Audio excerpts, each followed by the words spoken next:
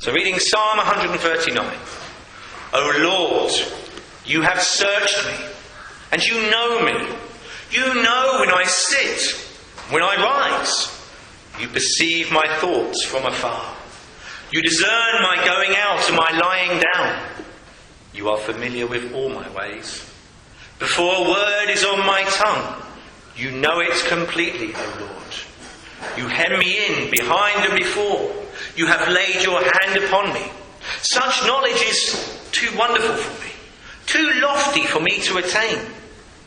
Where can I go from your spirit? Where can I flee from your presence? If I go up to the heavens, you are there. If I make my bed in the depths, you are there. If I rise on the wings of the dawn, if I settle on the far side of the sea, even there your hand will guide me, your right hand hold me fast. If I say, surely the darkness will hide me, and the light become night around me, even the darkness will not be dark to you. The night will shine like the day, for darkness is as light to you. For you created my inmost being. You knit me together in my mother's womb. I praise you because I am fearfully and wonderfully made. Your works are wonderful. I know that full well. My frame was not hidden from you when I was made in the secret place, when I was woven together in the depths of the earth. Your eyes saw my unformed body. All the days ordained for me were written in your book before one of them came to be. How precious to me are your thoughts, O God. How vast is the sum of them. Were I to count them, they would outnumber the grains of sand. When I awake, I am still with you. Amen. But let's come to the Lord. Let me ask you, how was this last week for you? How was it for you personally? What was your main focus in the past week? What things were you having to concentrate your mind and your time on? Perhaps this past week was more busy than usual. Perhaps every week's busy. Perhaps the title of your past week would be one of busyness. Busyness. Well, being busy in the days that we live in, well, that can't be avoided, can it? And we live such busy lives, as it were, such, I hope, purposeful lives, but our time is so often quickly taken away. Which brings me to this point. Should a Christian lose focus of what is the main thing? And the question is, if you were a Christian, did you lose focus of what is the main thing this past week? What is the main thing? What is the main thing? And what is the main thing for you? Is the main thing for you the same main thing as it is for me or for another person sat next to you? And what is the main thing in terms of what the Bible states is the main thing? Whatever your focus this last week, let me ask you, was it a right focus? Was God at the centre of your focus this past week? I would be bold and suggest that for most people, the focus this past week was not right, was not what it should have been. Indeed, not what it should be. Now, was that you as well? Was your focus one that was not what it should be this past week? I would suggest the bulk of the people, even those who would profess to be Christians, that their focus was not right. How do I know? Well, I'll tell you. But first, I want to disturb you. I would like to disturb you. And I can't think of putting it any other way than like this. That we have had a tragedy in our church this past week. An unexpected shock. The loss of a dear and a loved one. And I want to disturb you this morning because I want to awaken you out of any inner slumber. Let me ask you, what does Christ mean to you this morning? If Christ means little to you this morning, indeed, if Christ in your life means little, the Son of God, Jesus, the Saviour, the Holy One of God, the Messiah, the Redeemer, if he means little to you, then I long that I could wake you from a deep sleep.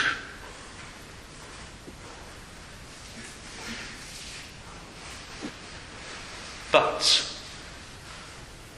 the sleep that you are in, if Christ means little to you, is not just a sleep that is deep. It is a fatal sleep, because it is a sleep of death. It is a pathway that will lead to death and to judgment. And if you are in the sleep of death, oh, that I could awaken you this morning. But the tragedy is, though I can be blunt, and though I might shock you, I'm not able to shock you in the way that I would like to shock you. I'm not able to disturb your soul. That is something that God alone can do. All I can do is shock you, wherein in your mind you're saying how rude that man is. How objectionable. That's too blunt. Some of the things he says. I can only warn. I cannot awaken anyone. And so for now, if you are someone to whom Christ means nothing, then for now, I must leave you in the sleep of death. And I will address others. I will address those who ultimately, by addressing others, I may awaken you who are in the sleep of death. So let me address those who profess to be Christians. Christian. That's you, if you're a Christian. Christian, are you a slumberer? Are you half awake? I don't mean because you stayed up late because the clocks were going back and you thought, well, I can have a longer night out or whatever. I'm talking spiritually. I'm speaking to your soul, as it were. Are you a slumberer in your soul? Is your focus right? And if your focus is not right, well, let me describe you. Let me describe you this morning. If you're a slumberer, if you're a Christian yet you're a slumberer, you're like the tree man. You know who the tree man is, don't you? The tree man was a man who was blind. And Jesus came along. And Jesus performed a miracle wherein sight was given to the man. But when he was asked, what do you see? He said, I see men walking around like trees. You see, here was a man who once couldn't see. I was blind, but now I see. But this man, although he was given sight, it was, as it were, disfigured. He wasn't seeing properly. So he could see, but not as he should see. Now, if you're a Christian who is a slumberer this morning, you are the tree man. For you see the truth. You see something of Almighty God. You know Christ, but not as you should know Him. And though you see something of Almighty God, you don't see Him as you should see Him. Your sight is not as it should be this morning. Now, if that's you, then together with all those of whom this applies, we have a problem. A big problem. Now, I'm not going to stand here and point a finger like I was doing earlier, or accuse you direct. May the Spirit of God do that. As I just throw out a few suggestions as to what might be wrong. You see, there are those who are Christians, but they are double-minded. They're double-minded in that they're too taken up with worry. Too taken up with worry to enjoy the Lord. Is that you? Are you a worrier? Are you so taken up with worry that you're like the tree man? You don't see properly. What are you worrying about? What things are you worrying about? What things trouble you? Things that are in this passing world, perhaps? Material things? Well, we all have needs, of course. But there's no need to worry about them. Maybe you're worrying about another person, which, to an extent, is understandable. Because if it's a loved one, you care for them, you're concerned for them. But we're not to be worriers, are we? And the question I would put to you, if you're a worrier and therefore double-minded, is why aren't you trusting Him? Why aren't you trusting Him for His promises? Why aren't you? You turn to James. I know I've asked you to turn to Isaiah. Keep your finger in Isaiah. Turn to James chapter 1 and you read in verse 6, where James has been saying how we can go to God to ask Him for things that we lack. In this case, he's talking about wisdom, and that the Lord will give generously. And then he says in verse 6 of James 1, he says, but when he asks, when a believer asks, he must believe. So a believer's got to believe. He must believe and not doubt. Because he who doubts is like a wave of the sea, blown and tossed by the wind. That man should not think he will receive anything from the Lord. He's a double-minded man, unstable in all he does. So I'm a Christian, but I'm a worrier. And my worry gets on top of me at times. Therefore, I'm double-minded. It's some of you, Lord, some trust in you, but what am I going to do? Then there are those who are too worldly minded, too focused on the things of this world. Maybe it's ambitions and things like that, or maybe it's just sheer rank materialism.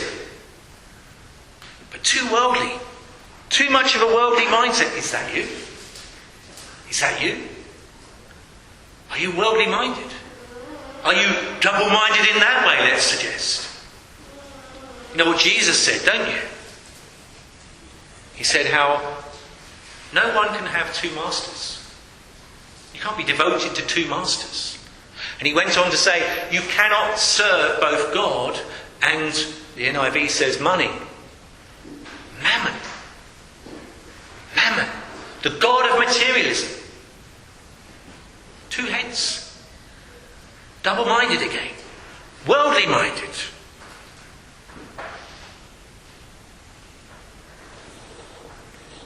And a third type of tree man, Christian, is the one for whom sinful lust pervades their thoughts, internal thoughts. Is that you? Is that your mind? What's the focus of your mind? Is it filled with wrongful lust? Is it filled with things that the Bible would describe are sinful? The often said illustration of this is, if you were told that a video was going to be displayed of your internal thoughts, how would you feel? How would you feel? But I would add to that, well, you needn't worry if that's going to happen, because the people who are watching it are probably having the very same thoughts themselves. And that's of Christians. Jesus said, there is nothing concealed that will not be disclosed, or hidden that will not be made known. What you have said in the dark will be heard in the daylight. What you've whispered in the ear in the inner rooms will be proclaimed from the roofs. Your thoughts will be revealed one day. Are they embarrassing to you? Has the devil got you captive to fear? Is God too small because the devil has become large? I don't mean that you have an image of the devil as being somehow almighty, but what I mean is that he's gotten in with his fiery darts to suggest that God isn't that big after all. That God can't be inquired as to that. That God can't be expected to help as in this. God is small. And maybe the human heart is biggest after all. Is that you? Have I got your attention? Have I got your attention this morning? I would like to ask you to ignore me as a person. Don't think much of me. If you don't, that's fine, because I don't either. I don't think much of me. If you're a unique person, you'd be the only one in the world, if that's so, who actually thinks over much of me. That would make you unique, wouldn't it? But don't do it. Don't do it. Don't look at me, as it were. Ignore me, but listen to the message I want to bring to you this morning. I would like you to turn to Isaiah chapter 26. And I'm going to read verse 3. Where we read, "Of the Lord, the you is the Lord, you will keep in perfect peace him whose mind is steadfast, because he trusts in you." If you have a notice sheet, I put it in the New King James. You will keep him in perfect peace, whose mind is stayed on you. I think that settles better. It's easier to remember, and I'd love you to remember that verse this morning. The King James is even more beautiful, more poetic. Thou wilt keep him in perfect peace, whose mind is stayed on thee. Now, whichever version you want it in, I don't mind, so long as you receive those words and keep those words. You see, the NIV is actually more accurate, because some of the words in the New King James and the AV are in italics, because they're not actually in the original, but they help to give it the flow. And the reality is that the NIV goes on to say, because he trusts in you. Because he trusts in you. So the one who we are to be steadfast in, as it were, the one whom we're to be stayed on, is the one we trust in, is him. So the other versions have the right text anyway. Thou wilt keep him in perfect peace, whose mind is stayed on you. That's a promise. It's a promise. The perfect peace of God. It is a promise to you this morning. And it is a promise of inner calm. Inner calm. Now there might be an external storm, but it's a promise of inner calm. Calm in your heart. That no external situation arising can disturb your mindset if your mind is stayed on him. If your heart, your thoughts, your focus is steadfast on the Lord. So it's a message about the focus of your mind, Christian. Where is your mind focused? Is it going all over the place? Where is it focused? The one who is fully focused on the Lord is the one who will be kept in perfect peace. What do we know about these things? What do we know about the peace of the Lord? Only the one whose focus is fully on the Lord can know these things. You will keep him in perfect peace, whose mind is stayed on you. Such a person may well experience more trouble, may well go through trials far greater than I might go through. but internally they will remain calm. That is a promise of God. It's not me crossing my fingers and saying, I hope so. It's a promise of God. Stand on the promise of God. He promises, if you keep your mind on him, you will know his perfect peace. Perfect peace. You will remain calm. It is a heart that is being spoken of here, a heart that is held captive by God. Thou wilt keep him in perfect peace. Keep him to be kept captive. God will keep you captive. Thou wilt keep him captive. Thou wilt keep him in perfect peace, whose mind is stayed on thee. We'll be held captive by God, but not only that, and in a sense even more importantly, captivated by God. Because the one whose mind is stayed on him is a person who is beginning to realise something of the almighty, magnificent being that is God. And so not only are they held captive by God, but they're captivated by him. And everything else grows strangely dim. And the heart that is captivated by the Lord, well, nothing can disturb that heart. You see, God alone has perfect peace. God alone has perfect peace. There's never been, has there? There's never been, never mind a century, there's never been a year, there's never been even a week when there hasn't been conflict of some kind or other. And often in our own lives, maybe many of us have experienced lives that are filled with conflict. But much of that is external. I'm talking about internal. Do you have peace within? Now, we can get a measure of peace from various remedies that are out there, leaving aside things like medication and alcohol and all that sort of stuff. We can get a relative peace through focusing our mind on certain things, training ourselves and what have you. But there's nothing that compares with God's perfect peace. The mind that is trained on God's perfect peace is perfectly settled because there's nothing greater. You see, God himself, as I started to say, God alone has perfect peace. Nothing can take away from God's peace. Nothing can happen, not just because God has foreseen all things,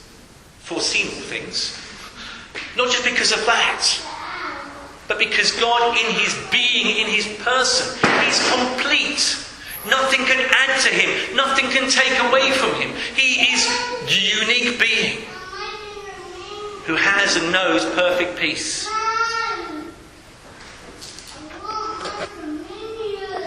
He doesn't depend on anything external to bring him that peace. It's within. And you see, when he makes a promise, therefore, that he will keep in perfect peace the one whose mind is stayed on him, it's a promise he can fulfill. I can make promises. I made a promise to remember tea, and I actually remembered it this morning, to bring tea because we'd run out of tea. But I nearly forgot. There was something else we nearly forgot as well, which I'm not going to tell you now because it's a surprise for a certain person. But, we easily forget things. We let one another down, but God doesn't. Now, the Christian who holds their mind on him, their mind is steadfast on him, is given by him a measure of his peace. Given a measure of his peace because in focusing upon him and realising who he is, his characteristics, if you want the word, his attributes, the kind of God that he is, well, that fills us with a sense of wow, and a sense of awe, and a sense of wonder. And by faith, and indeed faith is there, isn't it? Trust in the Lord, it says in the next verse. And it says it in the same one as well, in verse 3. Because he trusts in you. Trust in the Lord forever. You see, and by faith, we take hold of that and we trust in that. That this God who is immense, magnificent in every way, that when he makes a promise, he has the arms, as it were, the everlasting arms. He has the ability, he has the wherewithal to be able to deliver on his promise. And so, the Christian, whose mind is stayed on him, has a measure of his peace because they understand who God is. But not only that, the promise includes the peace from God. In other words, God's overwhelming your soul with a sense of his person, with a sense of his presence, with a sense of his reality. But more on that anon.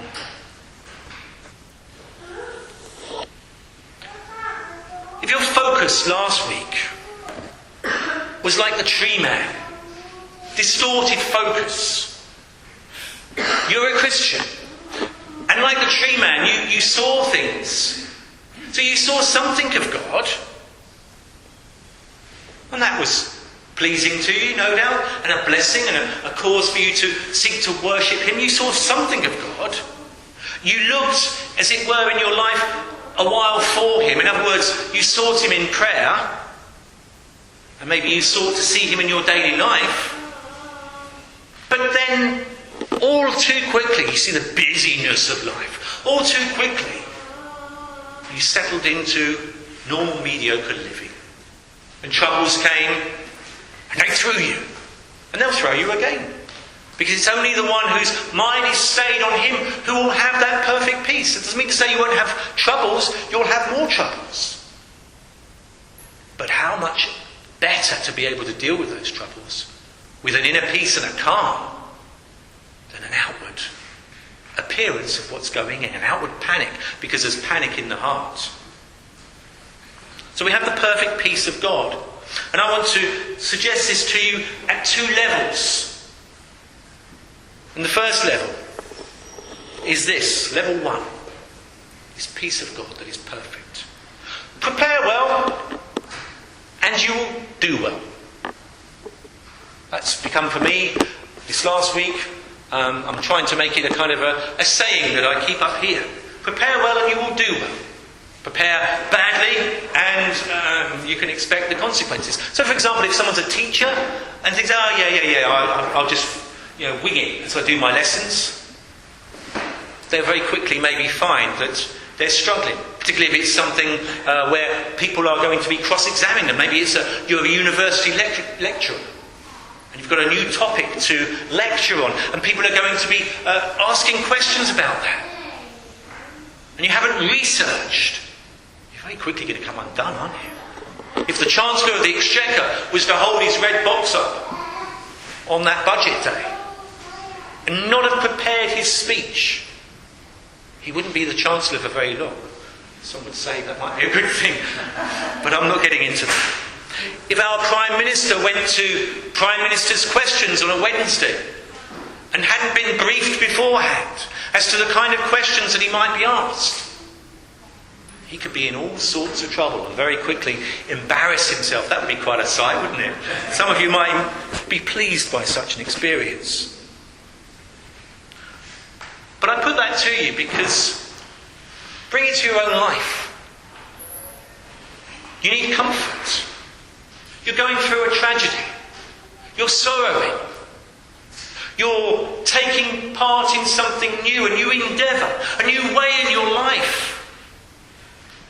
Or just ordinary day-to-day living. Not necessarily something new. How are you going to cope?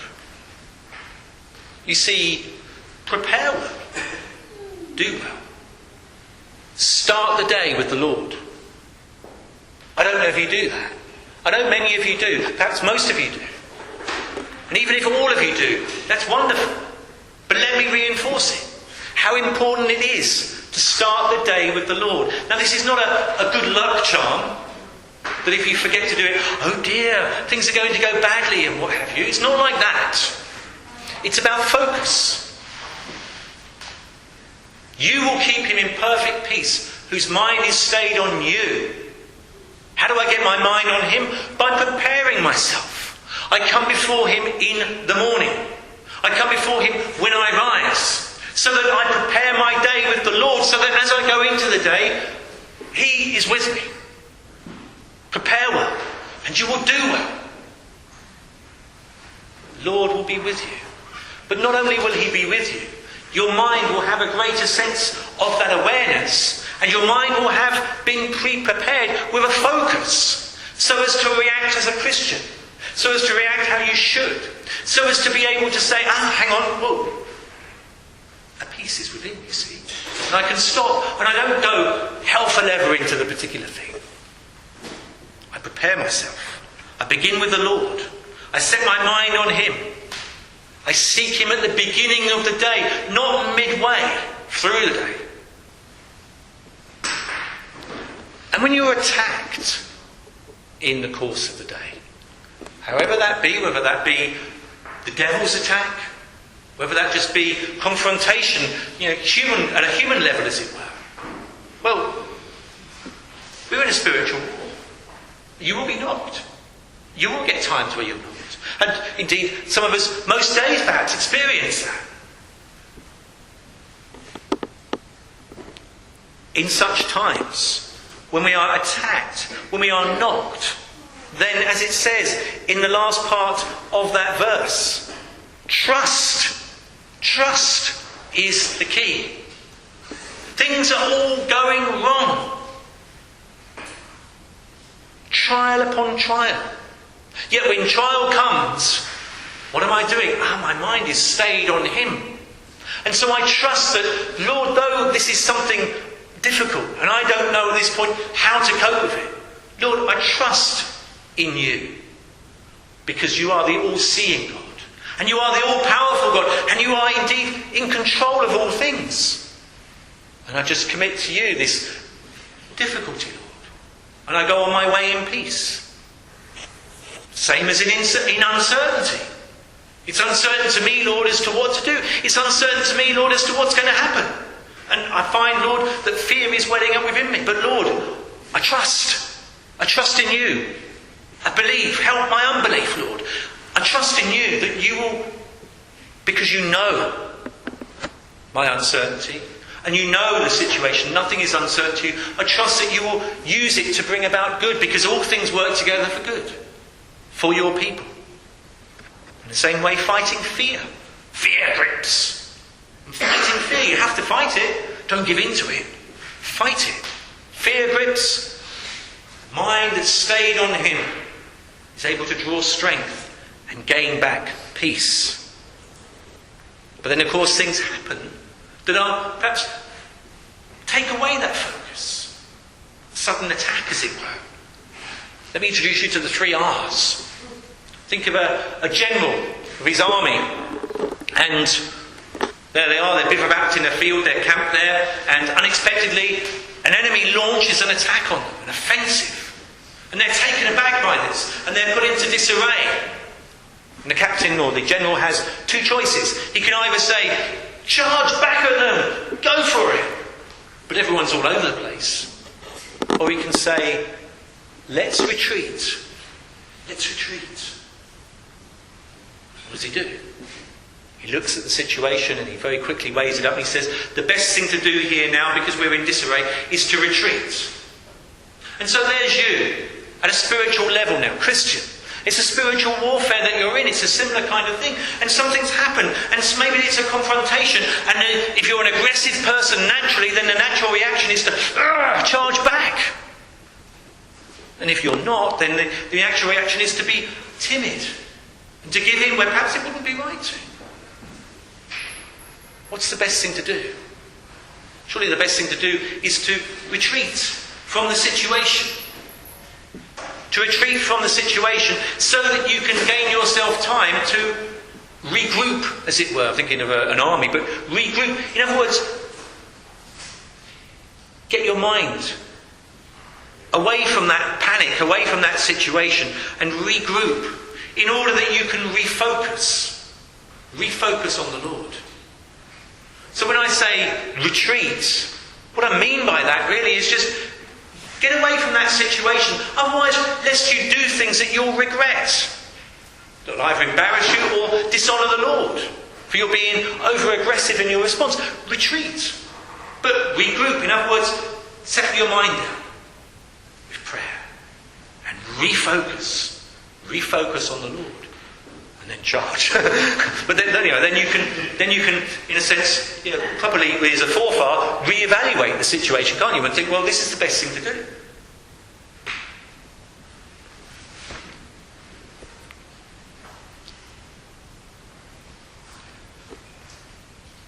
Now, when I say prepare well, and you will do well, by faith, we should believe such.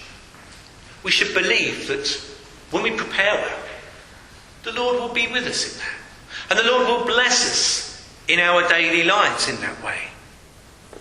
And that the Lord, though He will use certain trials, the measure of faith that we have is a measure that is given in order to enable us to stand under that trial. And maybe for our faith to grow. But there's so much more. There's so much more. That's level 1. And level 1 is for every one of us. I suggest this morning that level 1 is this. Look, you will keep him in perfect peace whose mind is steadfast because he trusts in you. You will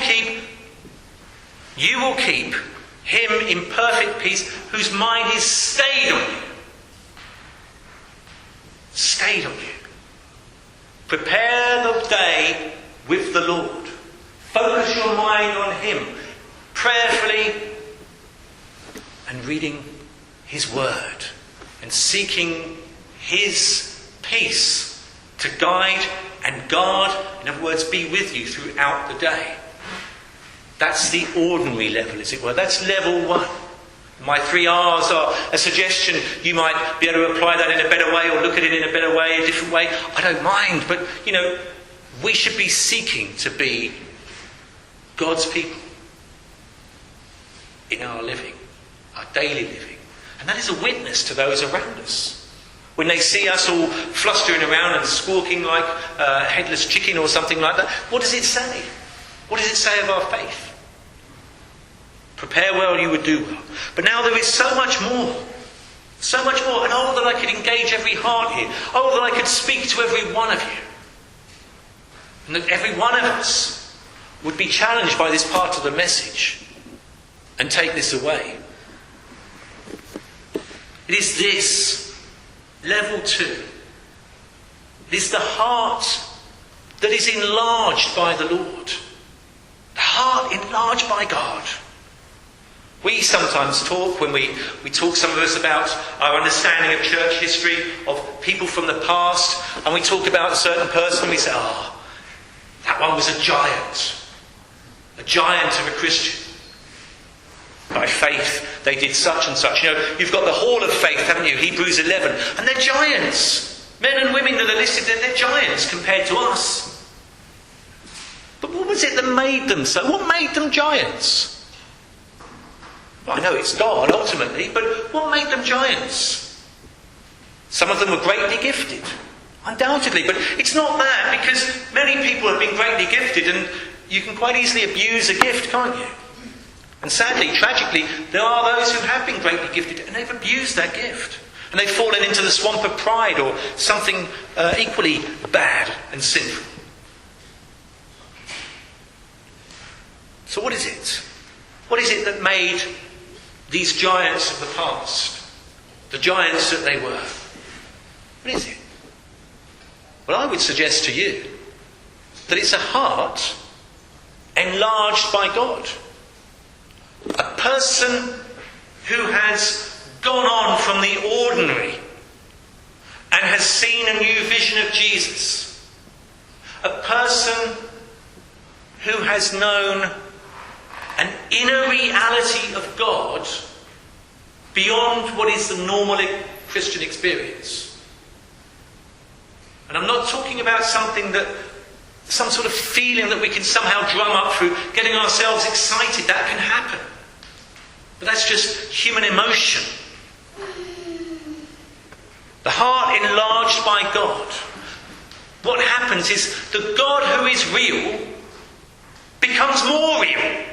More real. and very real to them. And they are overwhelmed with him. Overwhelmed.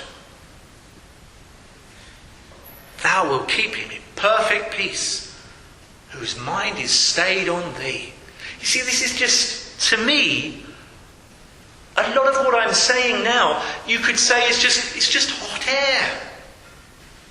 Because, come on, the reality is, I can't spend 3 hours a day on my knees seeking for some kind of blessing from God so that the rest of the day can go on and I'll keep this peace. It's just hot air what you're talking about. But it's not. It's not. God is real, you believe that? God gives you a measure of his peace. You believe that. And you've experienced that. But I'm telling you there's more. There's more. Perfect peace. Perfect peace. Glory. Glory itself will be a place of perfect peace. Because everything that is sinful will be removed, yes. Because we'll be made perfect, yes. But what does that mean in terms of this peace? It means we will be with God. It means we will be fully taken up with him. It means we'll be consumed in him, as it were. I don't mean that in the Hindu or Buddhist sense where we will cease to exist. What I mean is that our focus will just be so taken up with God that nothing else will matter. That I go to glory after my wife. Oh, I can't wait to get there so I can see my wife again, says the man. But if he's a true believer and she's a true believer, he won't be taken up with her. He won't be bothered with her for a zillion years. Be Christ who will be all. Because he is everything. And the heart and the mind that is taken up with God, overwhelmed with God, begins to see now in this life something of what will be reality in that which is to come. Now, what do you know about these things? Do you want to know about these things? The mind that is held fast, that is stayed on him, sees clearer the magnificence of God. Everything else is as nothing. And that God is there for you through your troubles, through your grief, through your loss, through all manner of different experiences in this life. It's not a day for small comfort.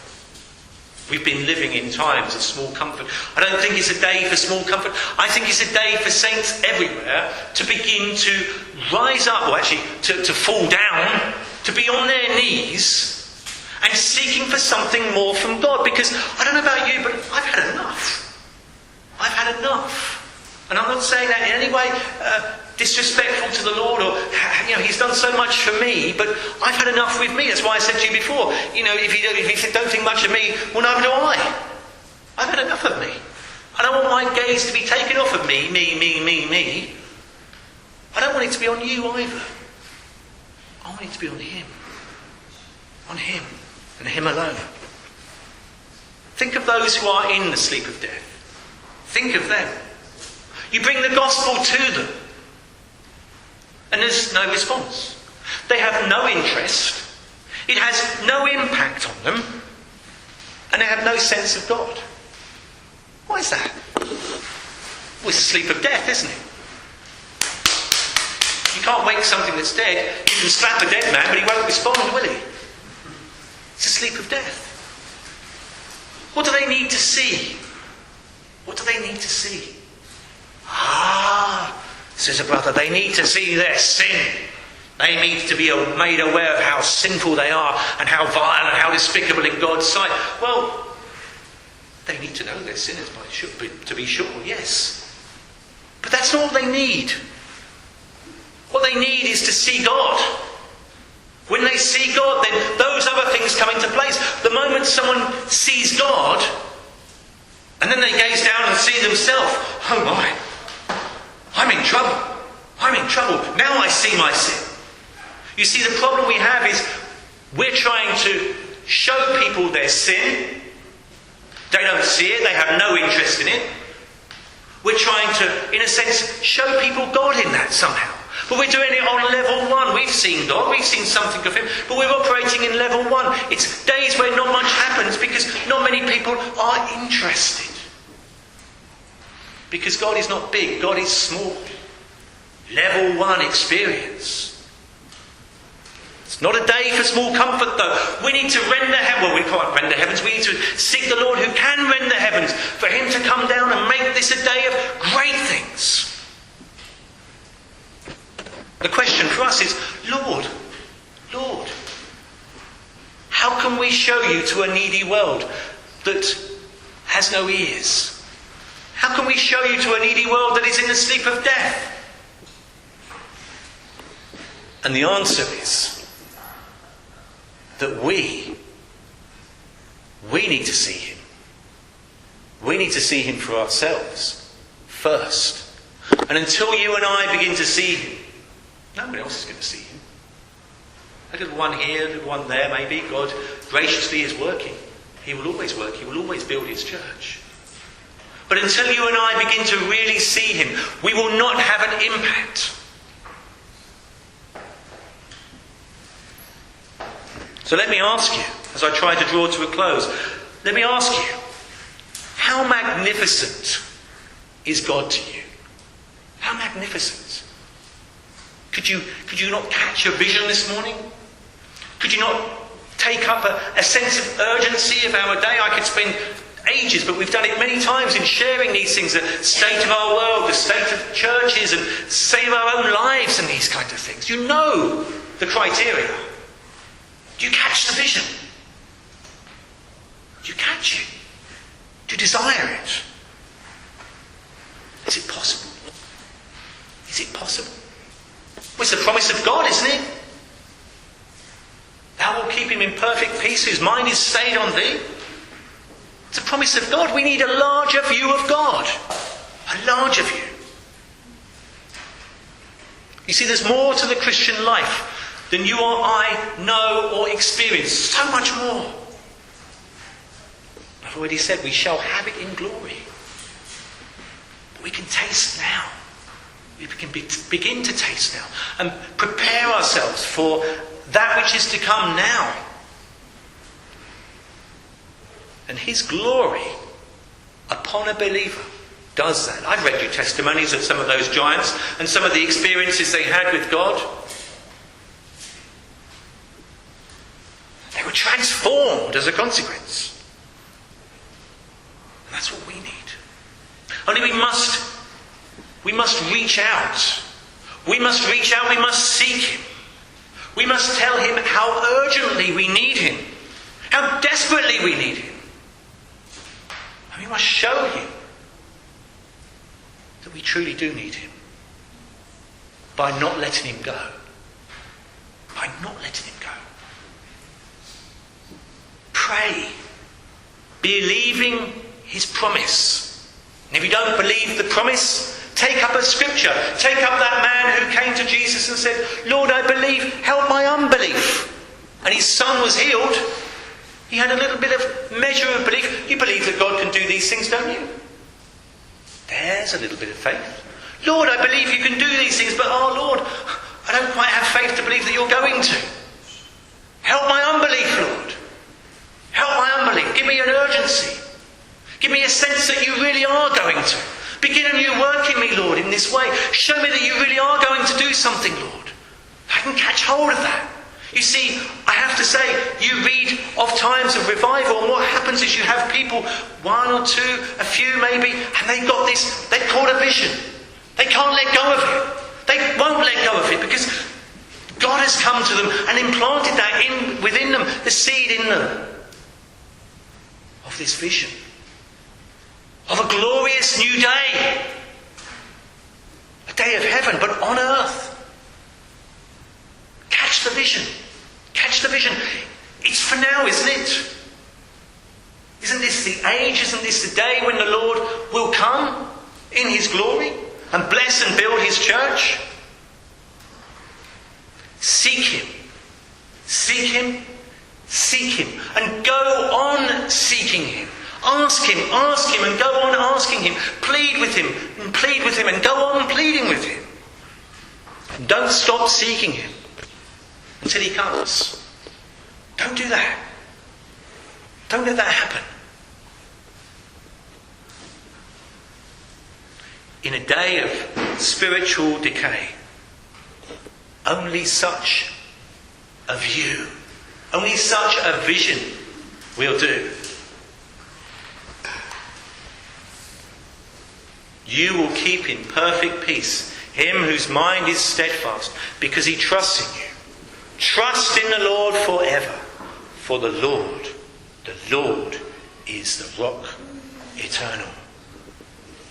He will fill with peace the mind that is stayed on him.